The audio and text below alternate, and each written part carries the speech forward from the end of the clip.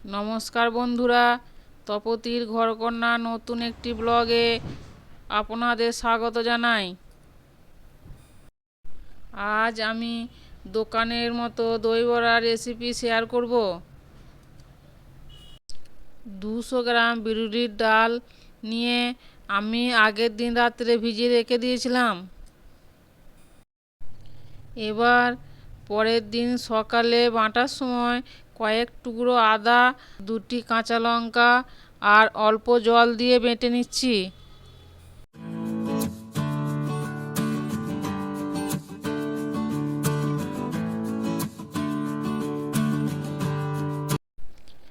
এবার একটা পাত্রে ঢেলে নিয়ে লবণ ও কালো জিরে দিয়ে ফেটিয়ে নিচ্ছি।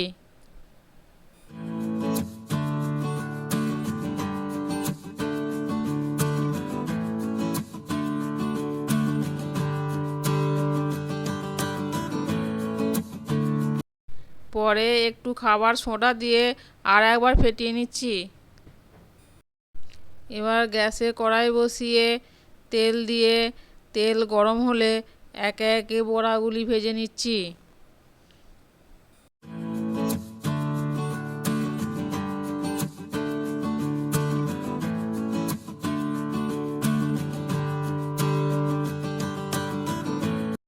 এইভাবে সব বড়াগুলি ভেজে একটা পাত্রে তুলে নিচ্ছি।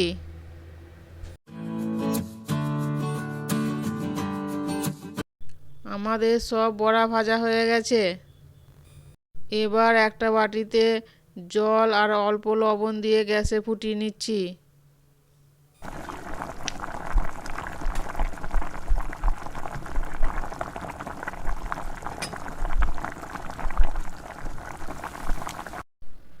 ওই জলে বড়াগুলি ভিজিয়ে দিচ্ছি।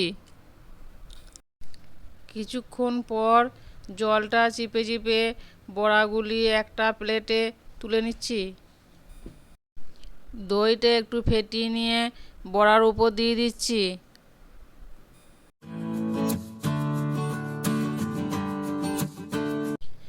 এরপর একে একে তেঁতুলের চাটনি, পুদিনা ও ধনেপাতার চাটনি, বিট লবণ, ভাজা গুঁড়ো মশলা, ঝুরি ভাজা দিয়ে পরিবেশন করছি।